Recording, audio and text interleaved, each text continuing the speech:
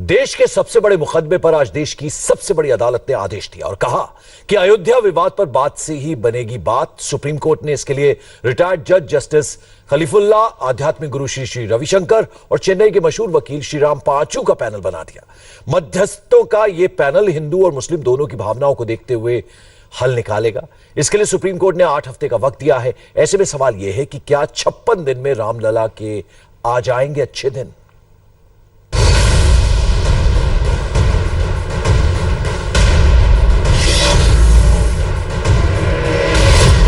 क्या 56 दिनों में सुलझ जाएगा राम मंदिर का मुद्दा?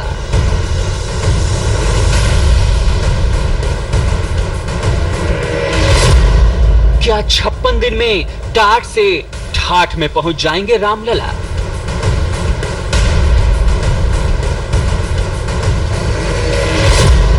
क्या 56 दिनों में बन जाएगी मध्यस्थता के फॉर्मूले से बात?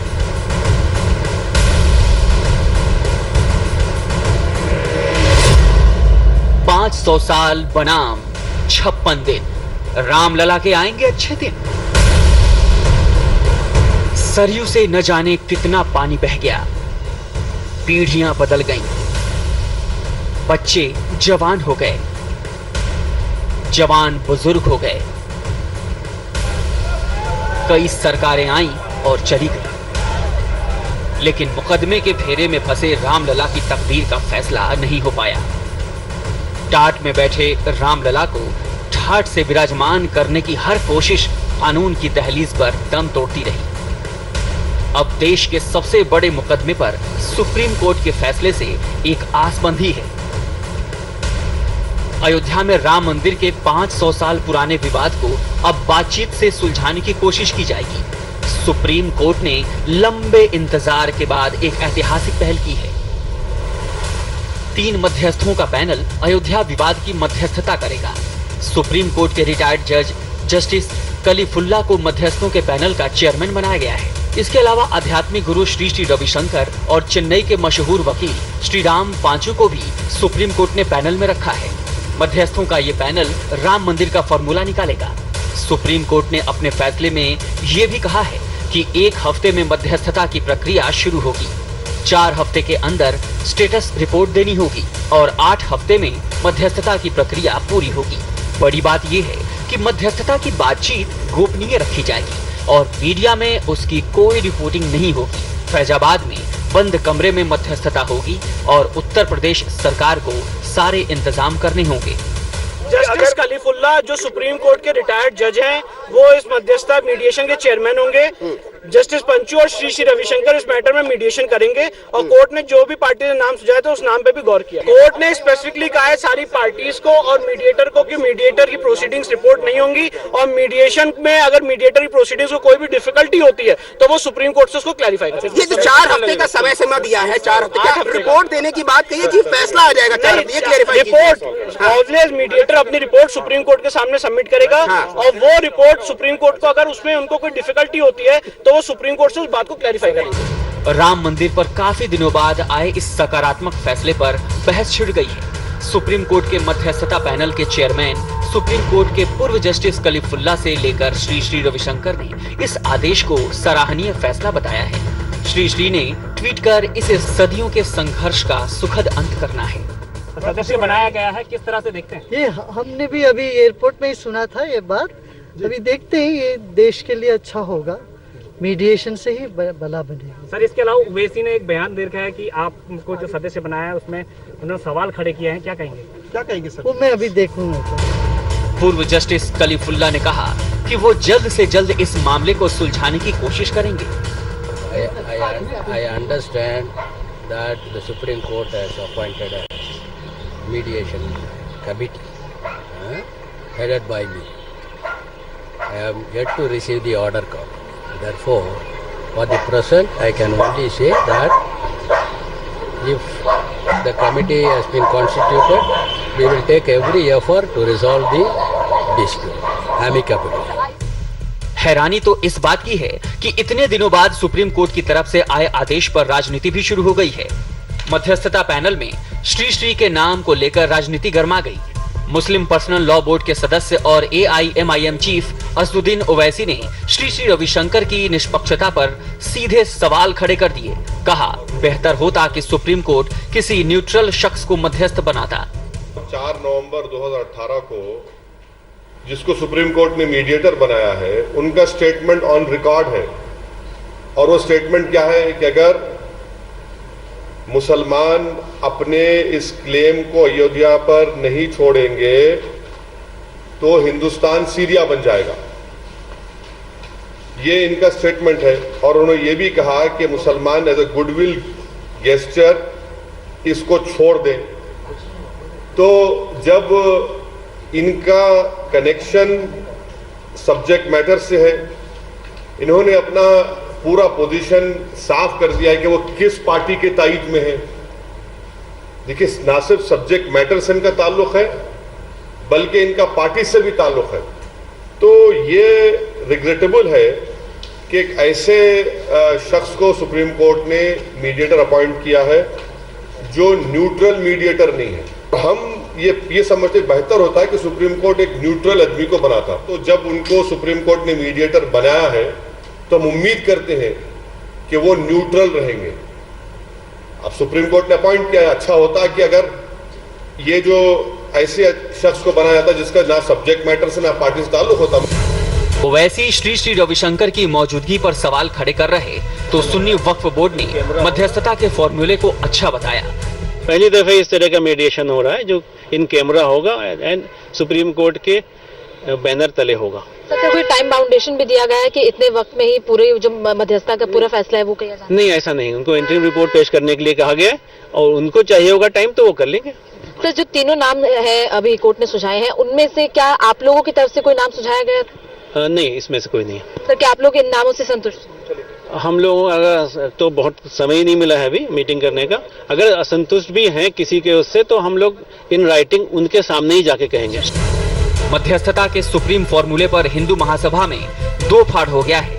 एक गुट ने तो मध्यस्थता को समय की बर्बादी करार दिया है, तो वहीं हिंदू महासभा के चक्रपाणी महाराज ने मध्यस्थ नियुक्त करने के सुप्रीम कोर्ट के फैसले का समर्थन किया है। नहीं, इस फैसले से मैं संतुष्ट नहीं हूँ। न्यायपालिका जो है, जैसे सरकारें तुष्टिकरण की नीति अपनाती रही, न्यायपालिका भी तुष्टिकरण की नीति अपना रही है।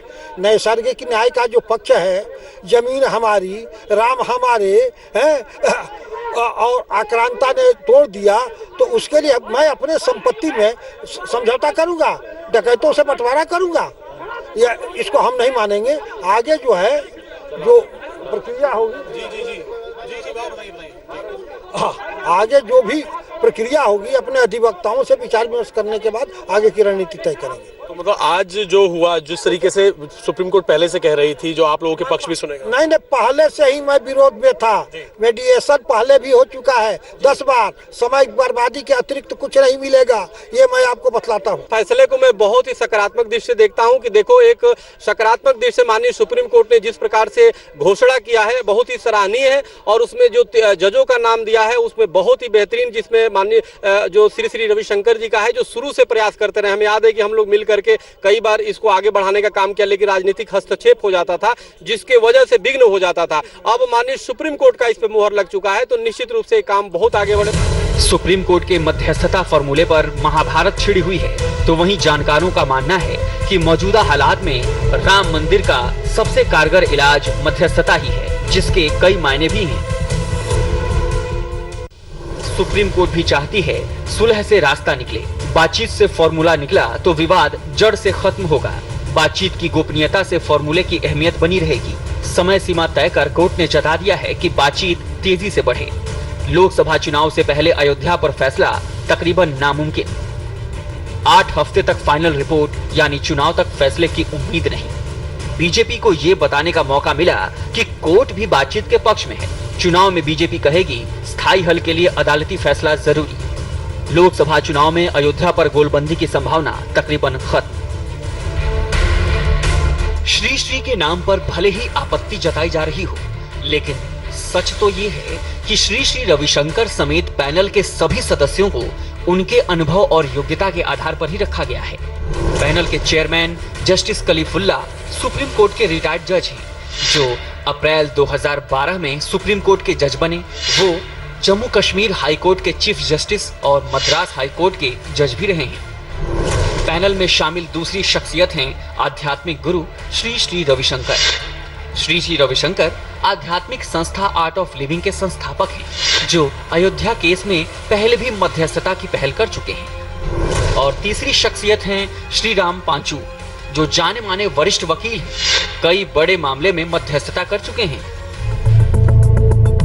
ऐसा नहीं है कि मध्यस्थता की ये कोई पहली कोशिश है, पहले भी ऐसा हुआ है जब रामलला को भव्य मंदिर में विराजमान करने के लिए मध्यस्थता हुई, लेकिन नतीजा नहीं निकला।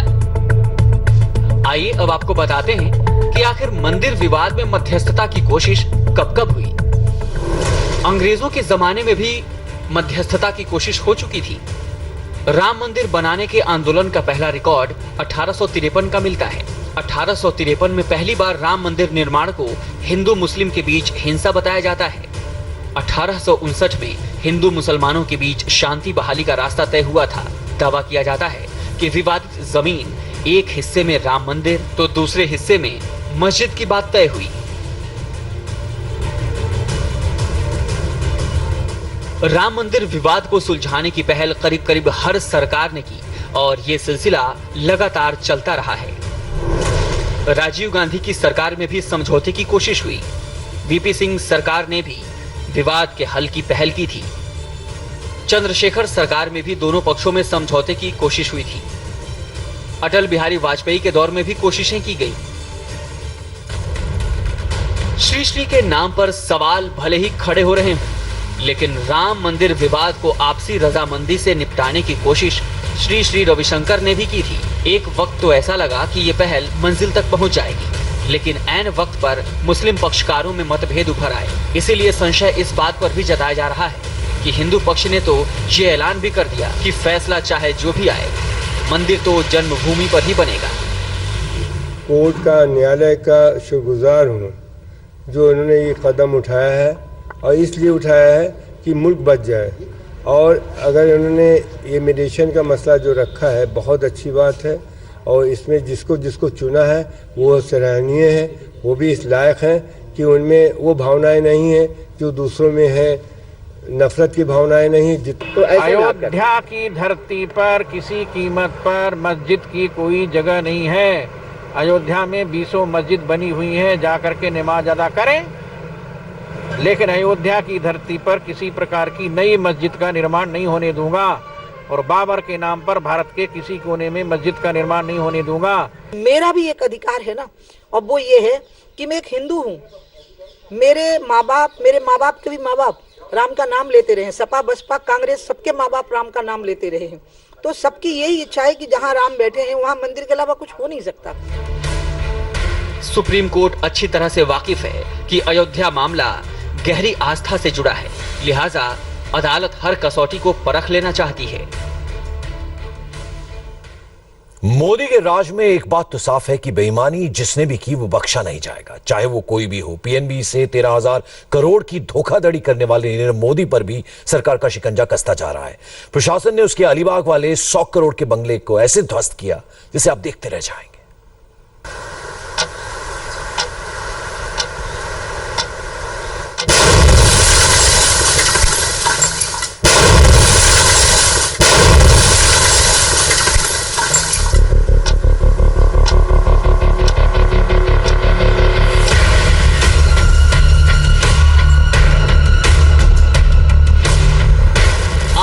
बिल्डिंग को गिरते देख रहे हैं, ये कोई ऐसी वैसी बिल्डिंग नहीं, पूरे 100 करोड़ का बंगला था जनाब, जिसे जमींदोज होने में 5 सेकंड का भी वक्त नहीं लगा।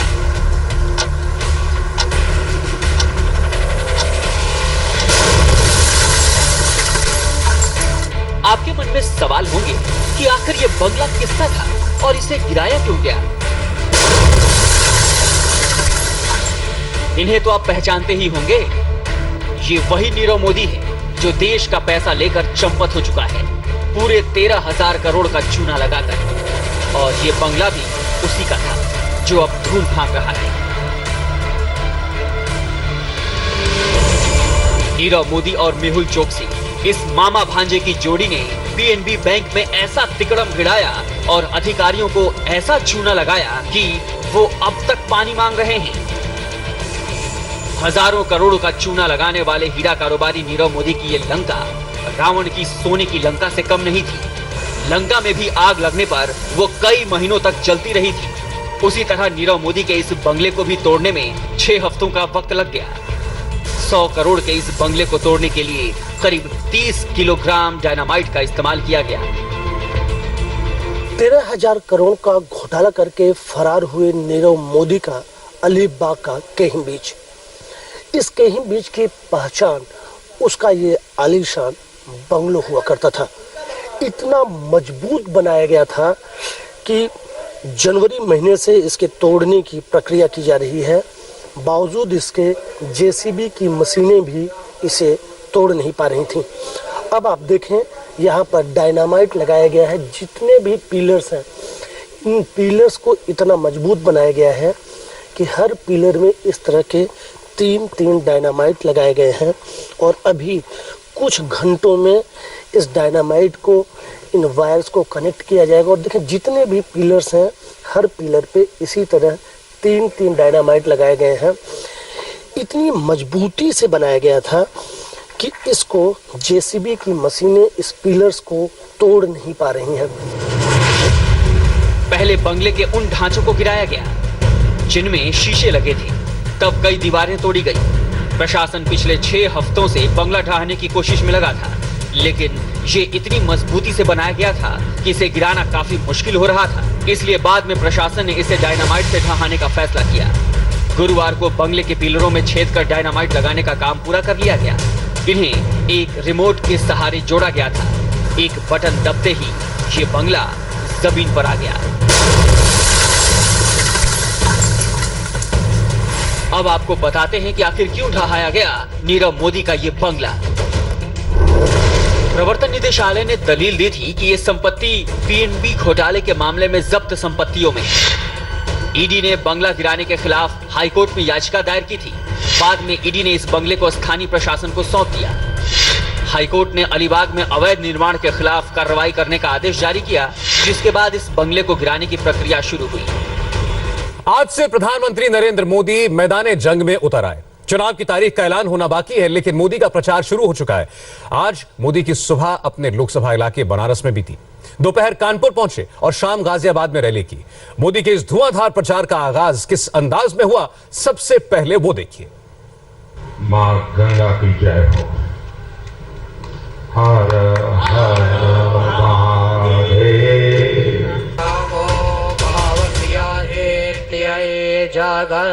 ये काशी के सांसद का अपने क्षेत्र के विकास के लिए समर्पण की नई तस्वीर है। एक शिव भक्त की अपने आराध्य के प्रति आराधना का नया आयाम है।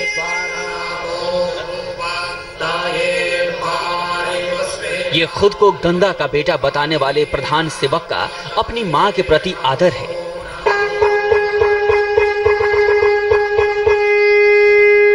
ये हिंदू हृदय सम्राट की छवि धारण करने वाले देश के प्रधानमंत्री का वो अवतार है जिसके लिए नरेंद्र मोदी जाने जाते हैं। माथे पर त्रिपुंड चंदन, देह पर भगवा शॉल, गले में रुद्राक्ष की माला, हाथ में फावड़ा।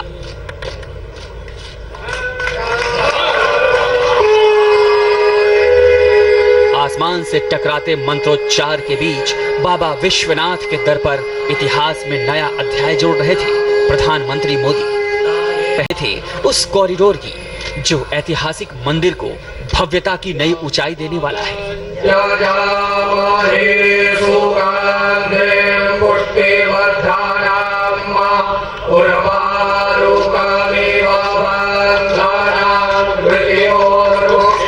हमारे मंदिरों की रक्षा कैसे हो, व्यवस्था कैसे हो, उसका एक मॉडल तैयार होगा। पुरातत्वीय चीजों को बचाए रखते हुए, उसकी आत्मा को वैसे ही बरकरार रखते हुए आधुनिकता कैसे लाई जा सकती है, व्यवस्थाएं आधुनिक कैसे बनाई जा सकती है, इसका एक बहुत ही अच्छा मिलन इस परिसर के निर्माण कार्य में दिखाई देगा। ये काशी विश्वनाथ धाम काशी विश्वनाथ मंदिर के आसपास का पूरा परिसर के रूप में जाना जाएगा और गंगा मां तक हमें ये परिसर ले जाएगा। ये धाम हमें मां गंगा से जोड़ेगा। इससे पूरे विश्व में काशी एक नई पहचान बनने वाली है। 250-250 साल के बाद शायद इस परमात्मा ने मेरे ही नसीब में लिखा था इस कार्य के लिए, और इसीलिए शायद जब हम 2014 में चुनाव के लिए आया था तो ऐसे ही मेरे भीतर से एक आवाज निकली थी, मैं आया नहीं हूं, मुझे बुलाया है। और आज मुझे लगता है कि जो बुलावा था वो ऐसे ही कामों के लिए था और इन कामों को पूरा करने का संकल्प फिर एक बार बहुत प्रबल हुआ है। सुबह सुबह उस मंदिर में पहुंचे थे प्रधानमंत्री मोदी, जहां साक्षात महादेव बसते हैं।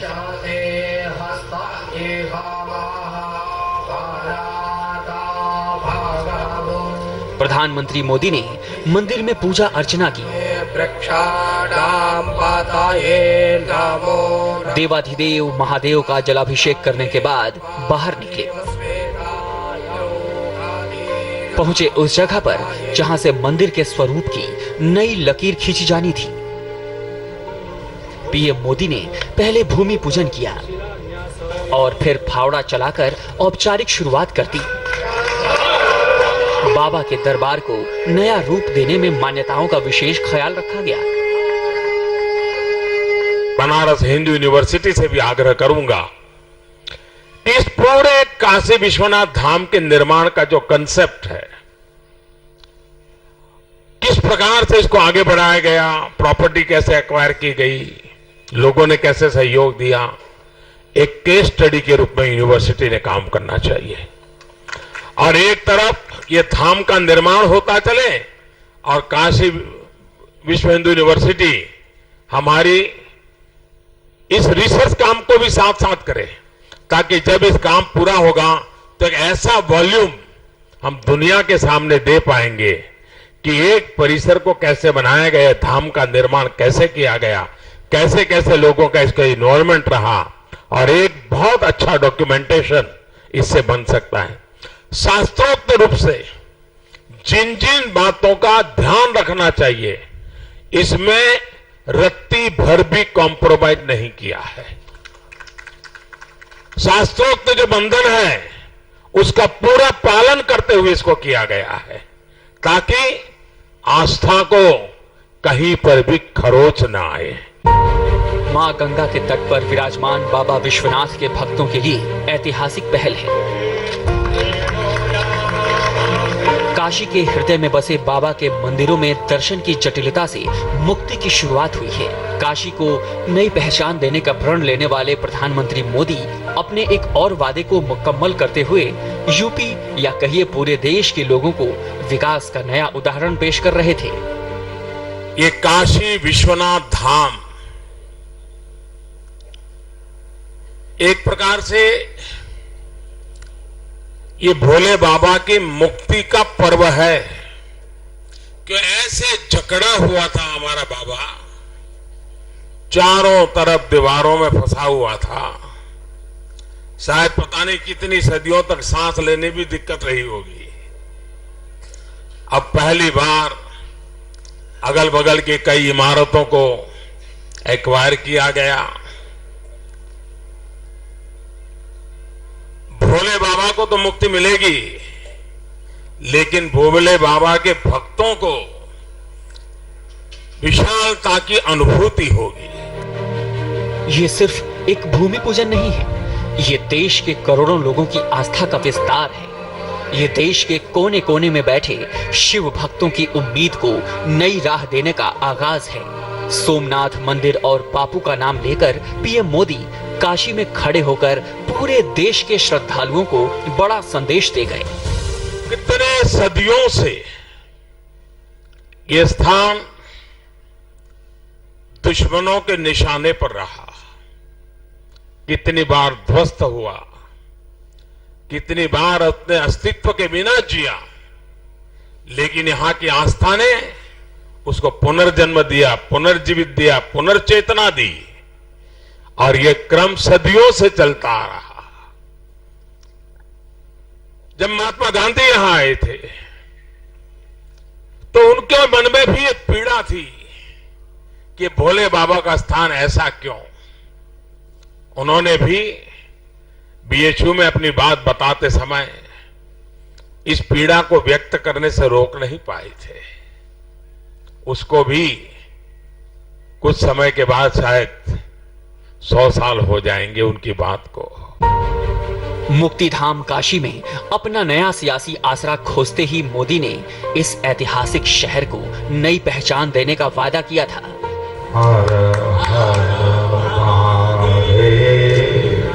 बतौर प्रधानमंत्री मोदी जब 19वीं बार बाबा की नगरी आए तो 40,000 वर्ग मीटर में फैले कॉरिडोर की ही सौगात नहीं दी, बल्कि जगत के औढ़ दानी के लिए जमीन दान करने वाले तमाम लोगों को प्रधानमंत्री मोदी ने याद किया। मैं इस परिसर में जो इमारतें थी जिसके मालिक थे अलग अलग लोग, कुछ लोग किराए पर रहते थे, उनसे आग्रह किया कि बाबा का काम है, अगर आप जगह छोड़ने को लोग तैयार हो जाएं।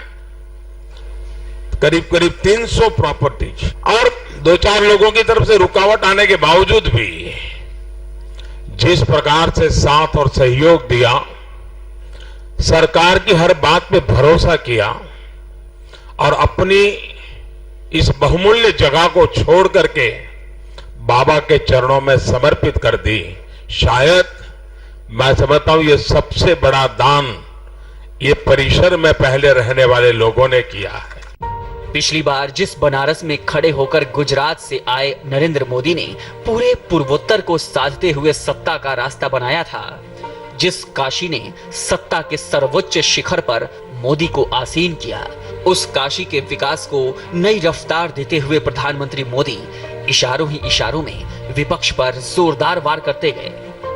भोले बाबा की चिंता किसी ने की नहीं की, सबने अपने अपने की।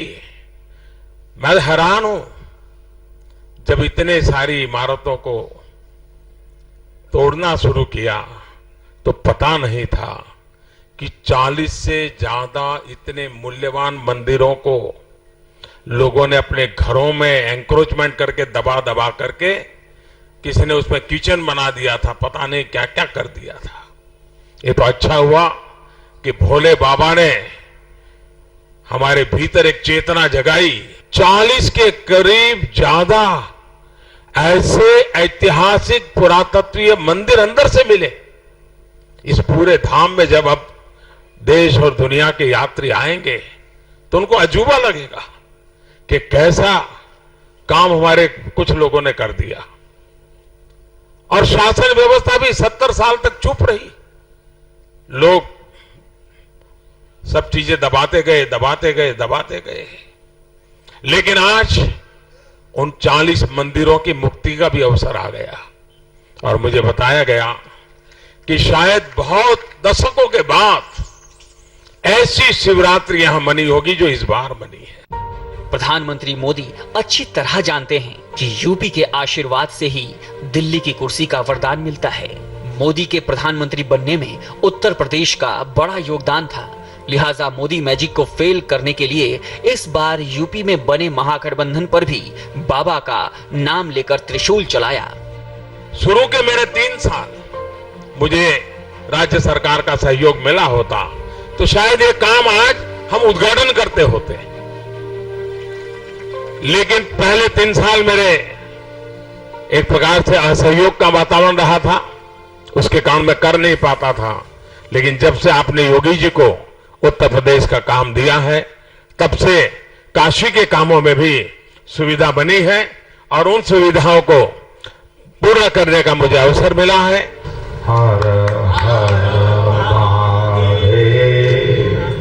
असल में पिछली बार हिंदी हार्टलैंड में अपनी मैजिक का सफल प्रयोग कर चुके मोदी इस बार फिर उसे दोहराना चाहते हैं। यही वजह है कि वो लगातार यूपी बिहार को फोकस कर रहे हैं। 25 दिनों में 6 बार सिर्फ उत्तर प्रदेश को नाप चुके हैं। अब बाबा के दरबार में शीश नवाने के बाद प्रधानमंत्री मोदी ने अपने क्षेत्र में भी चुनावी शंखनाद कर दिया है। दुश्मन मारण मंत्र से विरोधियों की ख्वाहिशों को ध्वस्त करने की प्रतिज्ञा लेकर प्रधानमंत्री मोदी सूबे के दूसरे हिस्से में पहुंच गए। बनारस में प्रधानमंत्री मोदी शिव भक्त के तौर पर ज्यादा बोले, लेकिन कानपुर में मोदी गुस्से में थे। मोदी ने ऐसा हमला बोला जिससे यह साफ हो गया कि इस बार चुनाव का सबसे बड़ा मुद्दा पाकिस्तान है।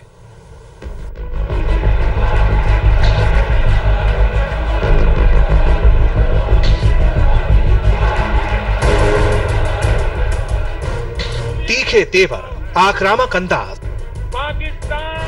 आतंक पर निर्णायक वार और पाकिस्तान के आतंकी ठिकानों पर हमले का सबूत मांगने वाले विपक्षी नेताओं पर करारा प्रहार। प्रधानमंत्री नरेंद्र मोदी ने आज कानपुर में विपक्षी नेताओं पर बड़ा हमला किया।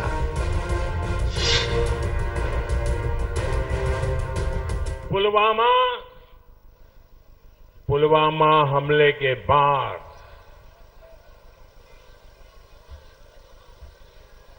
याद है ना, पुलवामा हमले के बाद हमारे वीर सेनानियों ने जो पराक्रम दिखाया, आपका सीना चौड़ा हो गया कि नहीं हो गया? आपका माथा गर्व से ऊंचा हुआ कि नहीं हुआ? भारत में भी दम है, ये लगता है कि नहीं लगता है? हमारी सेना जो तय करे वो कर सकती है कि नहीं कर सकती है? आप लोग खुश हैं? आपका हौसला बुलंद है? आपके अंदर वही जज्बा है? लेकिन भाइयों बहनों, आप में ये जोश है, जुस्सा है, विश्वास है, लेकिन बहुत दुखद है कि हमारे घर में ही सेना के पराक्रम को नीचा दिखाने का दिन रात प्रयास किया जा रहा है।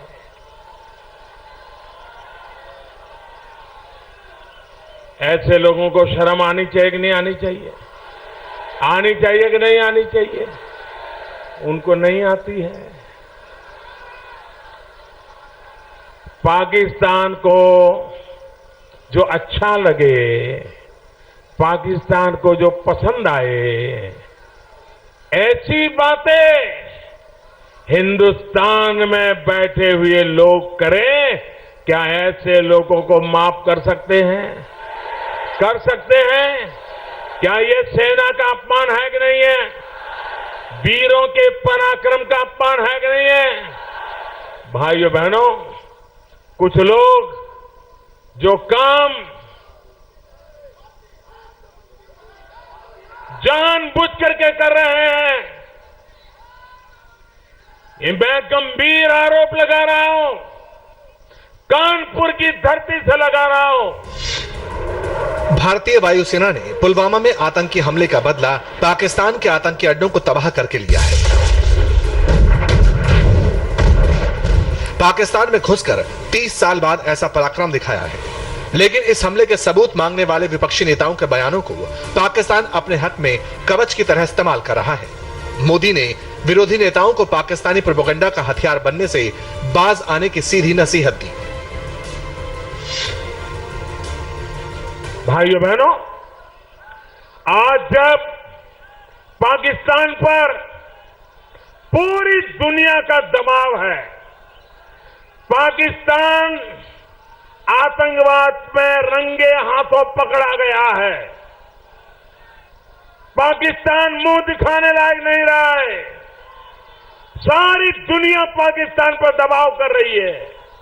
ऐसे समय हमारे लोगों के बयान, हमारे देश में से कुछ लोगों के बयान पाकिस्तान को मदद कर रहे हैं। क्या उनका ऐसा करना शोभा देता है क्या?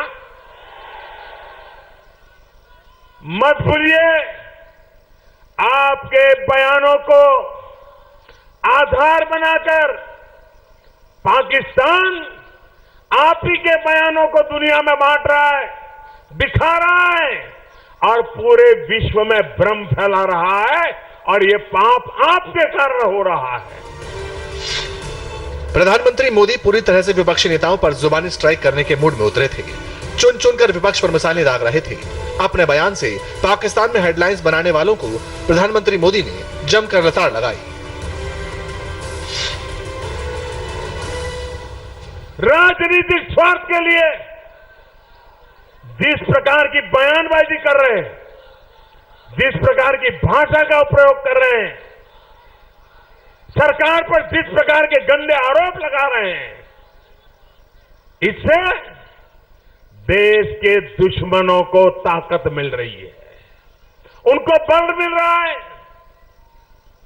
अरे स्वार्थ की राजनीति के कारण, मोदी विरोध के कारण हमारे राजनीतिक विरोधी जो बयानबाजी कर रहे हैं, उसका लाभ आतंकियों के सरपरस्त उठा रहे हैं। साथियों, अरे चुनाव तो आएंगे जाएंगे, लेकिन देश के दुश्मन इसका फायदा न उठाए, ये जिम्मेवारी हर हिंदुस्तानी की है कि नहीं है भाई? है कि नहीं है? कोई भी दल हो, सभी दलों की है कि नहीं है? हर एक नेता की है कि नहीं है? एक दिन पहले ही जम्मू में ग्रेनेड अटैक हुआ। प्रधानमंत्री मोदी ने इस हमले को आतंकियों के अंत की हताशा बताया और ऐलान किया, सीमा पार आतंकवाद को हिंदुस्तान कुचल कर ही दम लेगा।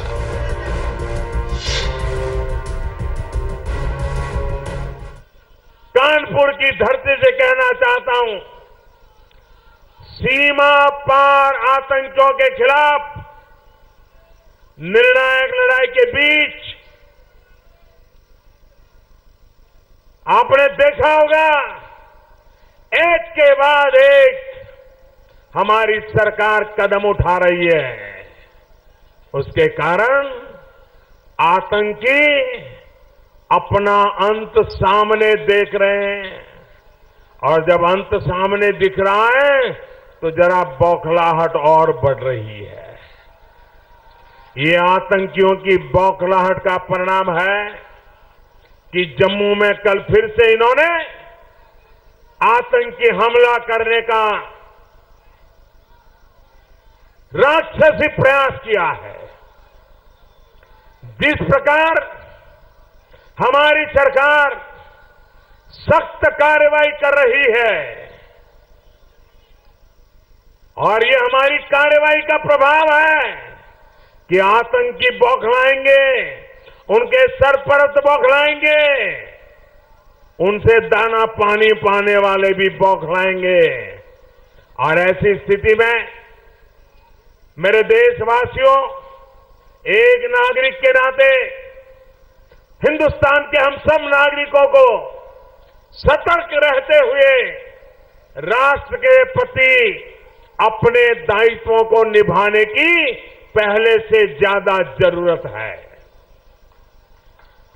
साथियों, देश में एकता का वातावरण बनाए रखना बहुत अहम है।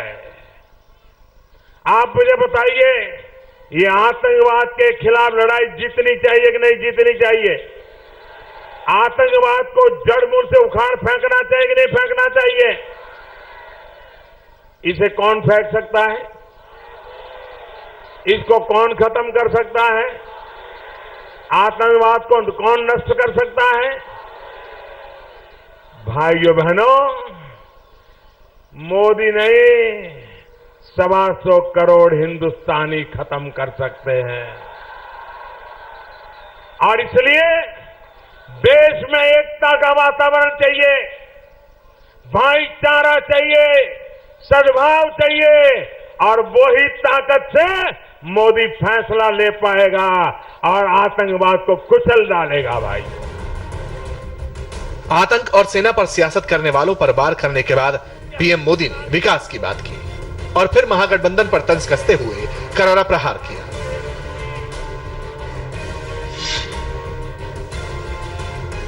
कुछ लोग महामिलावट की राजनीति कर रहे हैं।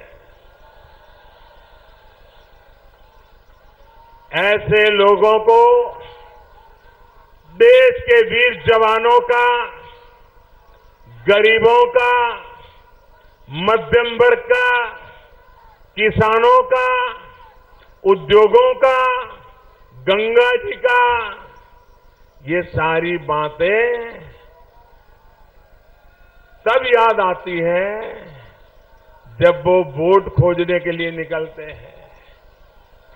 महामिलावट के खेल में जुटे इन लोगों को आतंक, भ्रष्टाचार और गरीबी के खिलाफ निर्णायक लड़ाई लड़ने वाला मोदी उनको खटक रहा है। इनको किससे परेशानी है भाई? ये महामिलावट वालों को परेशानी किससे है? किससे परेशानी है? और इसलिए वो क्या कहते हैं, आओ महामिलावट करें। जो जेलों में है उनको भी जोड़े, जिनको जेल जाना तय है उनको भी जोड़े, जो जमानत पे हैं उनको भी जोड़े। और इसलिए वो कहते हैं आओ महामिलावट करें। और वो क्या कहते हैं? वो कहते हैं आओ मिलकर के मोदी को खत्म करें। और मैं कहता हूं आओ एकजुट कर होकर के हम आतंक को खत्म करें। वो कहते हैं मोदी को खत्म करें, हम कहते हैं आओ आतंक को खत्म करें। प्रधानमंत्री मोदी का अंदाज बता रहा था कि वो पूरी तरह से चुनावी मोड में आ चुके हैं। एक तरफ जहां अपनी सरकार के काम का बखान करते रहे, तो वहीं दूसरी तरफ लगातार विरोधियों पर अटैक। आपको बता दें कि मोदी लगातार यूपी पर फोकस कर रहे हैं। शाम ढलते ढलते प्रधानमंत्री मोदी पश्चिमी उत्तर प्रदेश पहुंच गए। मोदी के तेवर नहीं बदले, शब्द और धारदार थे, हमला और जोरदार था।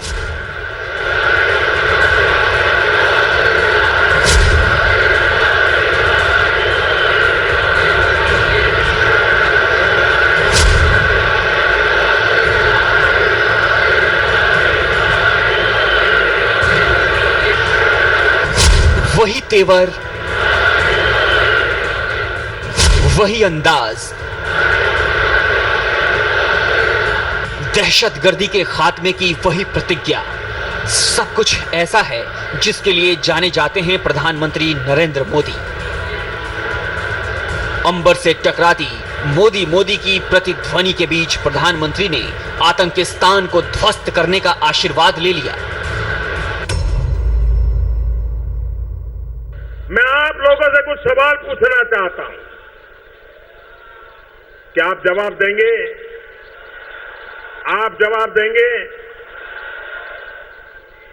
26/11 को मुंबई में जब आतंकवादियों ने हमला किया, अनेक लोग मारे गए। क्या दिल्ली में बैठी हुई उस समय की सरकार ने कोई कदम उठाना चाहिए था कि नहीं चाहिए था? उन्होंने पाकिस्तान का जवाब मांगना चाहिए था कि नहीं? उन्होंने कुछ किया था? कुछ किया था? हाथ पे हाथ लगाकर बैठे रहे थे कि नहीं? क्या ये हिंदुस्तान के नागरिकों के साथ अन्याय है कि नहीं?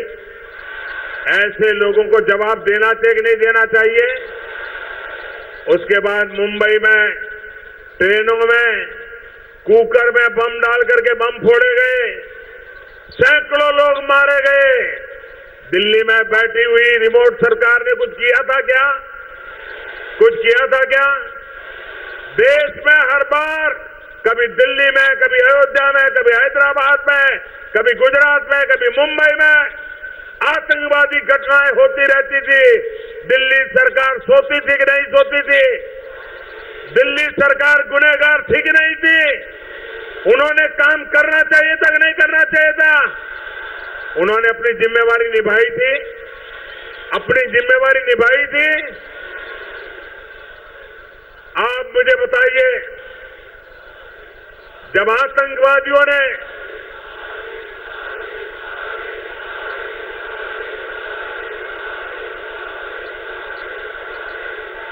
जब आतंकवादियों ने पुलवामा में हमारे 40 जवानों को मार दिया, क्या मोदी को भी चुप रहना चाहिए था? मोदी को सो जाना चाहिए था? मोदी को भी क्या करे, हम देख लेंगे, हम समझेंगे, यही करके चुप रहना चाहिए क्या? अगर पुरानी सरकार जैसा करना है तो आपने मुझे चुन करके बिठाया क्यों है?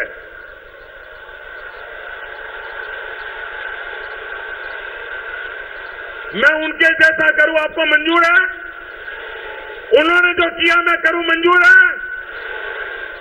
मुझे देश की अपेक्षा के अनुसार काम करना चाहिए कि नहीं करना चाहिए?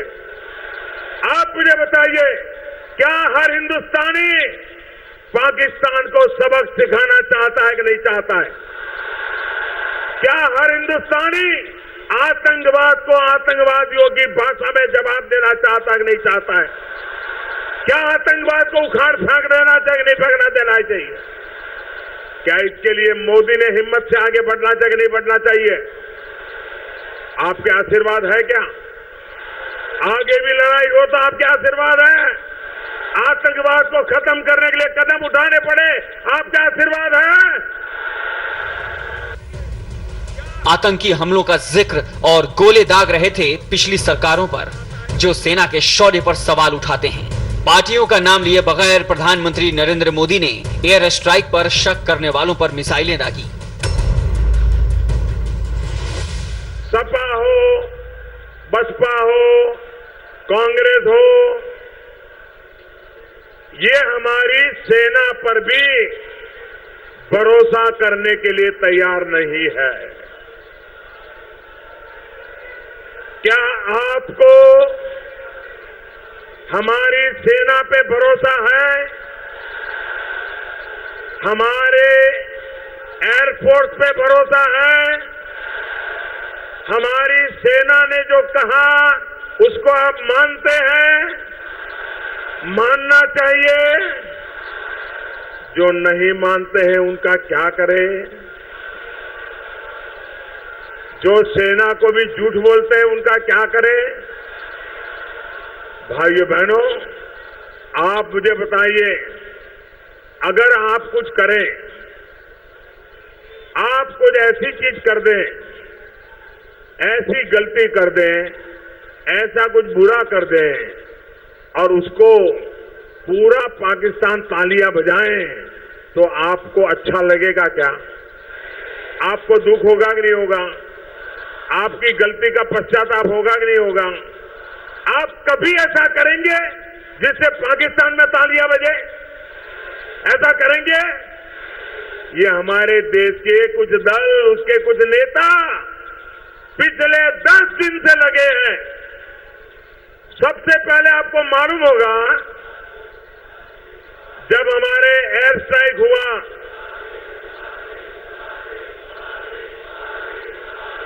ये लोगों को पहचानो, इनको देश की चिंता नहीं है, उनको अपने जेल जाने से बचने के लिए दिल्ली सरकार पर कब्जा करने का इरादा है। जब सर्जिकल स्ट्राइक हुआ, इन्हीं लोगों ने सवाल उठाए थे कि नहीं उठाए थे? सेना को अपमानित किया था कि नहीं किया था? अब सारी चीजें धीरे धीरे बाहर आई तो उनकी बोलती बंद हो गई कि नहीं हो गई? चुप हो गए कि नहीं हो गए? सेना पर सियासत करने वालों को भी प्रधानमंत्री मोदी ने मुहना के पराक्रम का सबूत मांगने वालों को प्रधानमंत्री ने क्या कहा, सुनिए जरा। एयर स्ट्राइक होने के बाद भारत सरकार तो चुप बैठी थी, हम तो कुछ नहीं बोले थे, और एयर स्ट्राइक करने के बाद हम सोए नहीं थे, एक चौकीदार जाग रहा था।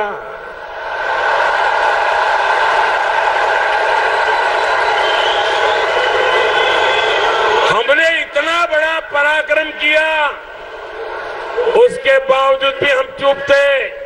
हमने क्रेडिट लेने की कोई कोशिश नहीं की। सबसे पहले 5 बजे ट्वीट करके रोने का काम पाकिस्तान ने शुरू किया था। हमने ये पराक्रम किया है, ये सबसे पहले पाकिस्तान ने बताया था। अब मुझे बताइए, क्या पाकिस्तान मूर्ख है क्या, जो ये कहेगा कि मुझे मारा, मुझे मारा, मुझे मारा? वो मूर्ख है क्या? ये हमारे लोग पूछ रहे, अरे मारा है तो सबूत दो, मारा है तो सबूत दो।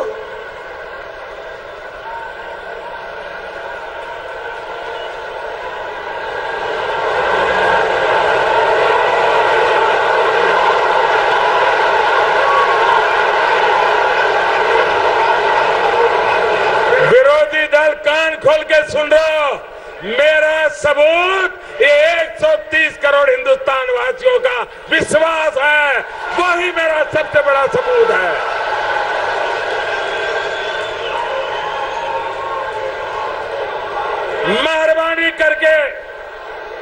मेहरबानी करके पाकिस्तान को खुश करने वाले खेल बंद करो।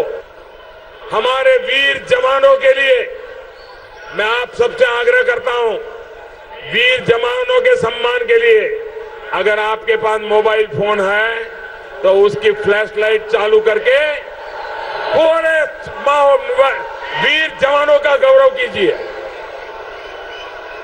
और जिनको दिखता नहीं है उनको जरा रोशनी दिखाइए।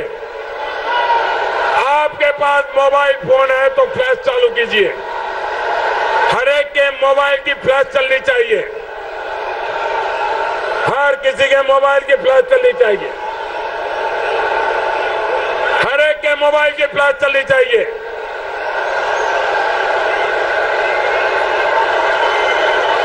मैं कहूंगा भारत के वीरों, आप बोलिए जिंदाबाद। भारत के वीरों, भारत के वीरों, भारत के वीरों, भारत के वीरों, भारत के वीरों, भारत के वीरों, भारत के वीरों। पूर्वी उत्तर प्रदेश से चलकर शाम होते होते पश्चिमी उत्तर प्रदेश तक पहुंचे प्रधानमंत्री मोदी की एनर्जी जस की तस कायम थी। प्रधानमंत्री मोदी ने कानून व्यवस्था का भी जिक्र किया, बताया कि कैसे गाजियाबाद या कहिए कि पश्चिमी उत्तर प्रदेश की सूरत बदल गई है बीजेपी के राज में। सियासी हवा का रुख मोड़ने में माहिर मोदी अच्छी तरह जानते हैं कि देश का मूड क्या है। यही वजह है कि सेना पर राजनीति करने वालों को उन्हीं के हथियार से उन पर वार कर रहे हैं। और अब आपको बहुत इंटरेस्टिंग तस्वीरें दिखाते हैं। कुछ देर पहले प्रधानमंत्री मोदी ने शहीद स्थल से कश्मीरी गेट तक मेट्रो से सफर किया। इस दौरान प्रधानमंत्री मोदी अलग ही अंदाज में नजर आए। मेट्रो के सफर के दौरान प्रधानमंत्री मोदी बच्चों से हंसते मुस्कुराते हुए बड़े दिलचस्प अंदाज में मिलते दिखे। किसी ने किसी के सर को सहलाया तो किसी के साथ सेल्फी खिंचवाई। वहीं नौजवानों और बुजुर्गों ने मोदी के साथ हाथ मिलाया। प्रधानमंत्री ने सबका अभिवादन स्वीकार किया।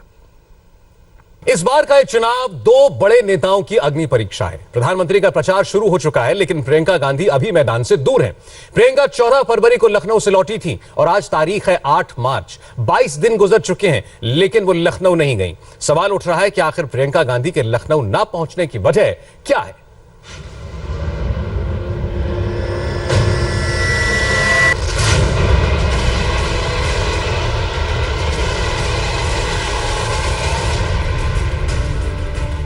यूपी की सियासत रोज नया मोड़ ले रही है। हर दिन मोदी के दुश्मनों के दस्ते में एक नया दोस्त जुड़ रहा है। गठबंधन में रोज 3-5 का खेल चल रहा है। कांग्रेस में भी बीजेपी को लेकर अंदर खाने कहीं न कहीं उहापोह की स्थिति बनी हुई है। सवाल बस एक, आखिर प्रियंका गांधी लखनऊ क्यों नहीं जा पा रही? कांग्रेस के जिस नए महासचिव के कंधे पर पूर्वी यूपी की बागडोर है, उनके लखनऊ जाने में आखिर अड़चन कहां आ रही है? फिलहाल प्रियंका इन दिनों दोहरी उलझन में घिरी हुई हैं। एक तो आए दिन ईडी के सामने उनके पति रॉबर्ट वाड्रा की पेशी, और दूसरी यूपी की करीब 40 से अधिक सीटों की जिम्मेदारी। 14 फरवरी यानी पुलवामा में आतंकी हमले के दिन प्रियंका गांधी लखनऊ में ही मौजूद थी। शहीदों को नमन करते हुए पहले से तय अपनी प्रेस कॉन्फ्रेंस को उन्होंने रद्द कर दी थी। तब से लेकर आज 22 दिन गुजर गए, लेकिन प्रियंका लखनऊ नहीं गई।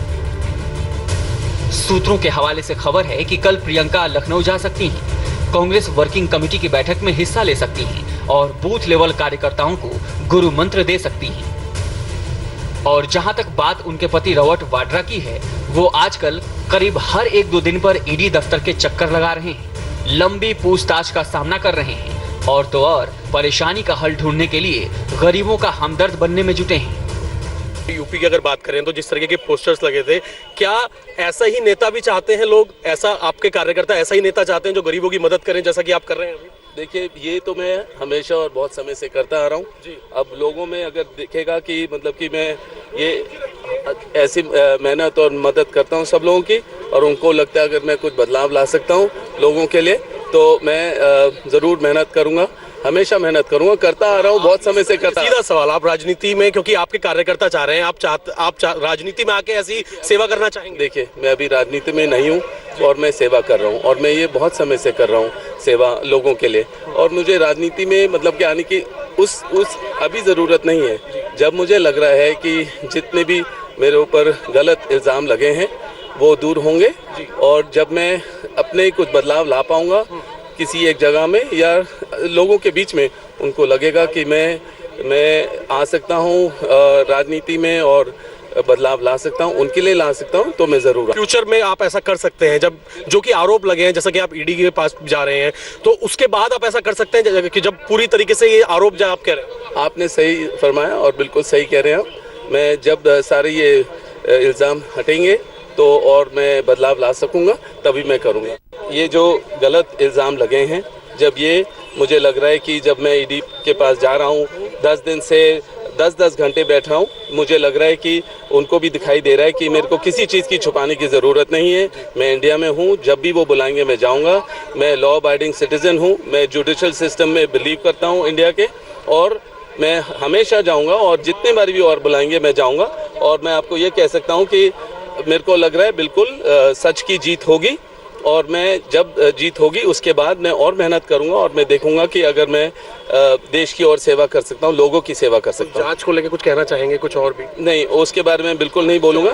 प्रियंका गांधी को आप पूरी तरीके से सपोर्ट कर रहे हैं राजनीति में, जिस तरीके की आप मदद कर रहे हैं लोगों की, जो कि ये तस्वीरें जो हैं दिख रही हैं आप लोगों की, जिस तरीके से मदद कर रहे हैं, आपके कार्यकर्ता भी चाहते हैं कि अब रॉबर्ट वाड्रा राजनीति में आ जाएं। बैनर पोस्टर लग गए इस तरीके से ही, जिस तरीके से आप ऐसी सेवा वो चाहते हैं, हम अब वाड्रा जी नेतागिरी में आके इस तरीके से मदद करें, तो उसके लिए क्या कहना चाहेंगे? जैसे मैंने पहले भी बोला है, मुझे जैसे पहले बोला है मैंने कि पॉलिटिक्स में मुझे ये नहीं है कि पॉलिटिक्स में आकर ही मैं मतलब की सहायता करूं या मतलब सेवा करूं। मैं तो बहुत समय से करता आ रहा हूं, पर अगर मुझे लगेगा कि मैं बड़े मुकाम पर अगर मैं कर पाऊं पॉलिटिक्स के वजह से, तो मैं उसमें भी मैं मतलब ज़रूर शामिल होऊंगा, पर उसके लिए मुझे बहुत अभी मेहनत करनी पड़ेगी।